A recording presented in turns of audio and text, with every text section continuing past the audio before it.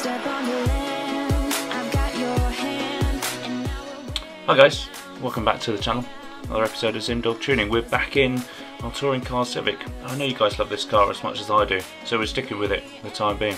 This time I've got a bit of a track guide, beating the weekend world. It's an episode that Dave did a couple of months ago now. Actually, I'll put a link up above. I haven't seen that one.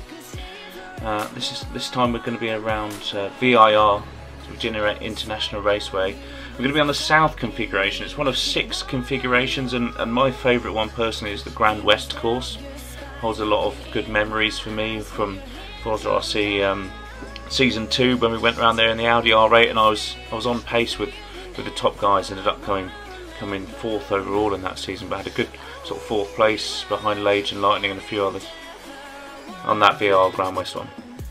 Let's just get into it. Quick look at the leaderboard. Remember, this is the TCC homologated board. Dave's there on a 107.6. We've managed to take a bit of time off that with a 107.4, and I'm going to show you a couple of laps, 2 laps, and then we're going to break down the sort of main lap and potentially sort of watch it again in full. So quite a technical track this for being such a short one.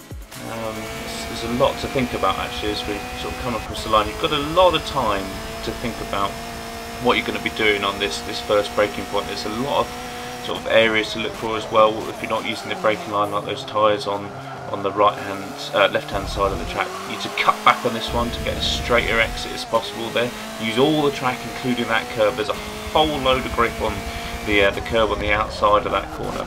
But try and brake in as straight line as possible. You need to cut that a little bit, as well as this right hander, to try and get a straighter braking zone into this left hand sort of double apex, I guess, hairpin.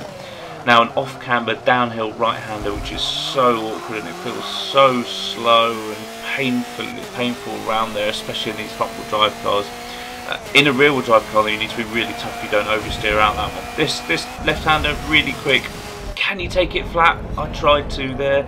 You can see we were just a minuscule little bit off the track to get penalties. So I think it's going to be just a quick lift and then back on the power. This one a little bit wide on the braking entry, but you need to get as straighter exit as possible. You can use the curb similar to that on the fast left-hander a minute ago on the exit.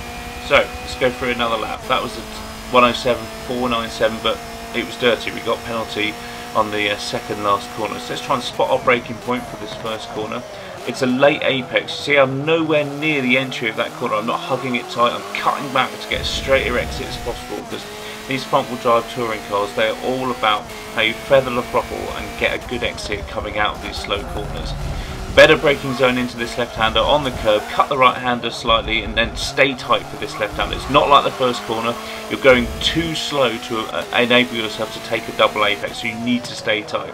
This one, braking off the throttle, let the car turn in, use the D-cell diff. It's got a low value. I'm going to be releasing the setup soon to let the car turn and rotate round. Now, left hander, is it flat? We're looking for the shadow as a turning point. Little bit of a lift, straight back on the power, maybe a bit tentative, but we're attempting a bit up. Braking into the last corner, you can see I clip that curve on the inside, it straightens the car out. We almost bounce off the curb on the left hand side. Don't use all the track on the outside this lap, but we get a good exit because we bounce off that curve and across the line we go.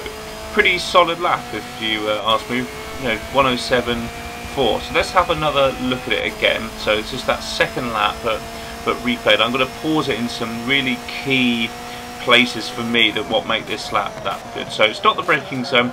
We're avoiding that first half of the corner. Look how wide I am going in, well, halfway through what is the first corner or the first 2 corners. This has enabled me to get a straighter exit in these front wheel drive cars. I'm going to pause again. Look at my throttle at the bottom right hand of the side of the screen. It's what, 2/3, 3/4, something around there. You can't afford to just floor these touring cars straight away. That would be my biggest tip on driving. If you do, you'll just torque steer off the track. This one, good braking zone. We're on that curb. You could even actually latch yourself inside of that curb on the grass if you've got good enough aim, but I haven't. A little bit similar on this right hander, so we're inside on the grass. Make sure your left tyre doesn't get penalty. And now we're hugging this left hand. You see how close I was to the curb, almost juggling on top of it. You need to stay tight there.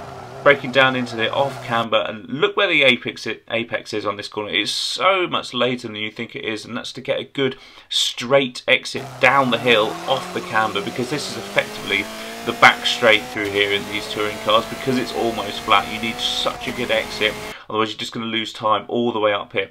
As I said last lap, the second shadow is what we're aiming for, to be already turning in, so you need to turn in a little bit before that, as wide as we can there. Clip the inside curb, or just a little bit later would be ideal, and then look how wide we are. We're on that curb, almost on the grass. Make sure you don't go on the grass, obviously, because you will just drift into that barrier. Cut back, get as straight your exit as possible, floor it as soon as you can on that one. It's a 3/4 sort of looking to floor it type exercise through there. So let's look at the lap again. Let's replay in full, no pauses this time, and let you think about some of those elements like 3/4 throttle, wider later entries into the corners, and maybe hugging the inside tyre into some of the chicane in the sort of first half of the lap. Look how I go into first gear though on the first corner, just to get the nose turned in, and then short shift up into second and immediately on the throttle. That's quite a big tip I can give you on if you're struggling to slow the car down.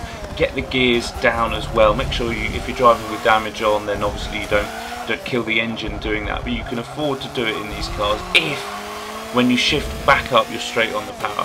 This corner really awkward. There is a shadow you can aim for, and sort of change in the light there. Later apex as possible. You can run it outright. You see where in a previous lap I've hit those cones where I'm trying to get as good an exit as possible. 10th and a little bit up.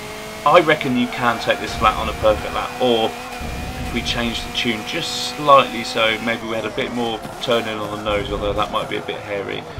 Really bounce off that curb, clip the inside one, and you can run it a little bit wider there. I was a little bit too cautious.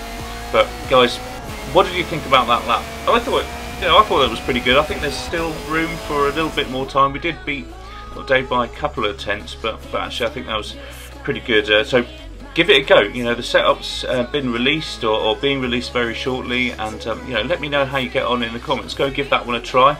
Dave's given you a challenge, I've given you a challenge, so I expect someone to beat us at least. Guys, really hope that was informative and a little bit of a track guide that you're going to use. Until next time, you know, remember to subscribe. Over 70% of you who watch the channel haven't subscribed yet, so just hit that subscribe button. Give this video a like, and also if you click that bell icon you won't miss another upload. I'm doing more live streams these days as well, so look out for them. Till next time, see you guys later.